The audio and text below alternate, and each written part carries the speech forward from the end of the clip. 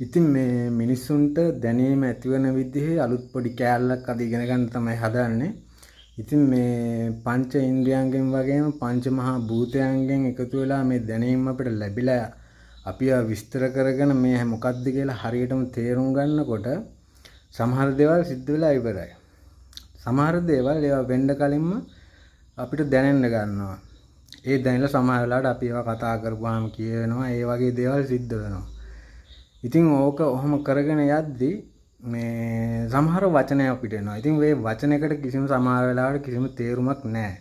සමහර වෙලාවට වචන දෙකක් එකතු වුනහම අපිට යම් කිසි දෙයක් තේරුම් ගැනීම හැකියාවක් ඇති වෙනවා. මොකද ඒක අපි අර ඉගෙනගෙන තියෙන සහ ඒක අපි අර කලින් කතා කරපු එක්ස්පීරියන්ස් එක මත පදනම් වෙච්ච සංකල්පයක් හින්දා ඒ දැනීම ඒ විදිහට ලැබීම අපිට නොවැළක්විය හැකියි.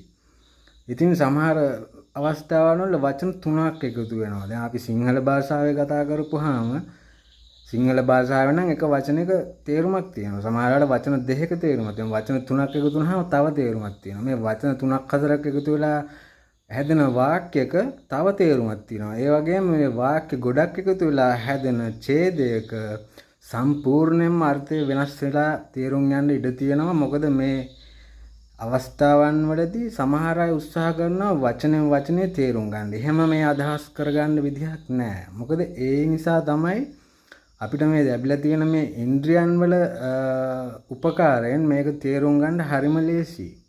ඉතින් සමහර වෙලාවට සමහර අයට මේක එක වචනයකින් වුණත් තේරෙන්න පුළුවන් සම්පූර්ණ වාක්‍යයක තියෙන දේ. ඒ වගේම සමහර කෙනෙක්ට මේ වාක්‍යයේ තියෙන සම්පූර්ණ හැම දෙයක්ම කියුවත් ඒක තේරෙන්නේ නැති වෙන්න ඉඩ තියෙනවා.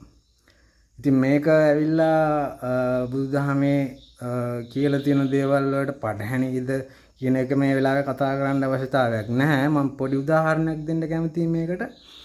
දැන් මේ ත්‍රිකෝණයක අංශකයන් වල එකතුව 180යිනේ.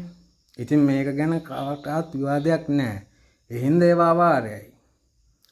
ඉතින් ඕක ගැන ඔහොම කල්පනා කර කර ඉන්න කියන එක තමයි දැන් මට කියන්න තියෙන්නේ. මොකද මේක හරි ලේසි වගේ පෙවුනට ලේසි නෑ.